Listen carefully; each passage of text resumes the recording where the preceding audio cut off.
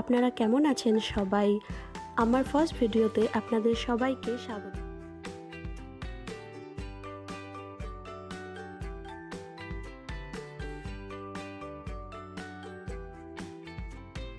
আজকের ব্লগটা হতে চলেছে ময়নাগুড়ির জল্পেশ মন্দিরের। আগে থেকে ঠিক করা ছিল যে আমরা সেদিন সবাই মিলে যাব জল্পেশ মন্দির বেড়াতে বা পুজো দিতে, যেটাই বলুন। সেই মতো সকালবেলা সবাই ঘুম থেকে উঠে স্নান ধান সেরে রেডি হয়ে বেরিয়ে পড়লাম। আর এটা হচ্ছে, যেটা এখন আপনারা দেখতে পাচ্ছেন, সেটা হচ্ছে জলপাইগুড়ির তিস্তা নদী। আমাদের সবার ইচ্ছা ছিল যে জলপাইগুড়ির তিস্তা থেকে জল নিয়ে তারপর আমরা সেই জলই শিবের মাথায় ঢালবো বলে।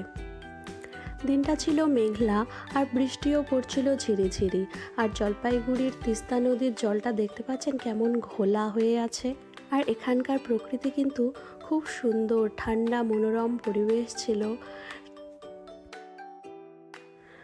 আমরা জলপাইগুড়ির তিস্তা থেকে জল নিয়ে এবার বেরিয়ে পড়লাম মন্দিরের জন্য। আপনারা চাইলে এই পাশের দোকানগুলো থেকে জল কিনেও নিতে পারেন।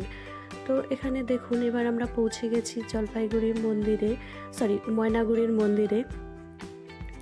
এবার এখান থেকে বাইরের দোকানগুলো থেকে আমরা ফল টল কিনে নিচ্ছি, মানে ফল, ফুল, পূজার অর্ঘ্য যে সমস্ত জিনিসগুলো লাগে, ধূপকাঠি, সবই এখানে কিনতে পাওয়া যায়। বাড়ি থেকে জোগাড় করে নিয়ে যাওয়ার কোনো দরকার নেই। তো এই সব জিনিসগুলো নিয়ে এবার আমরা চলে যাব ভেতরে। কিন্তু ভেতরে গিয়ে ভিডিও করা যাবে কি না সেটা এখনও আমরা জানি না। তো সঙ্গে থাকুন, দেখতে থাকুন, আর কেমন লাগছে আপনাদের অবশ্যই কমেন্টে জানাবেন। এই মন্দিরের ভোলে বাবা কিন্তু খুবই জাগ্রত। যখন ভোলেবম হয় সেই সময় কিন্তু ভিড়ে আপনি এখানে পা রাখতে পারবেন না।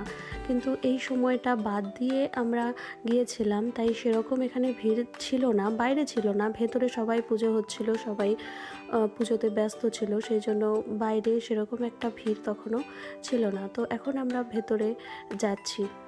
আমি এখানে সিল্কিকে নিয়ে দাঁড়িয়ে আছি, আর সবাই ওইদিকে ফল টল কিনছে। মানে আমার আর তর্স হয়েছিল না আমি কতক্ষণে ভেতরে যাব। সবাই যে ওখানে দাঁড়িয়ে কী গল্প করছিল এত আমি জানি না, কিন্তু আমি আর আমার দিদির ছেলে দুজনেই আমরা রওনা দিয়ে দিয়েছিলাম মন্দিরের ভেতরে। কিন্তু কিছুটা দূর গিয়েই আমরা আবার ওদের জন্য দাঁড়িয়ে পড়েছিলাম এখানে, আর ওরা কখন আসবে সেটার জন্যই ওয়েট করছিলাম। আর এখানকার বাইরের প্রকৃতিটাও এত সুন্দর, সবুজে ঘেরা ছিল, তার মধ্যে বৃষ্টি হচ্ছিল ঝিরিঝিরি, গরম ছিল না, ঠান্ডা ছিল না, খুব ভালো, মানে একদম নাতিশীতোষ্ণ প্রকৃতি বলতে পারেন।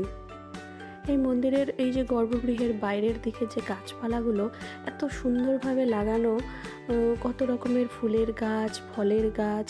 এই যে একটা ফলের গাছ সামনেই দেখতে পাচ্ছেন, বাঁ দিকে যাওয়ার সময় ফুলের গাছ, তারপরে একটা এমন ছোট ছোট ফলের গাছ ছিল, মানে কি যে ফল আমি সেটা জানি না।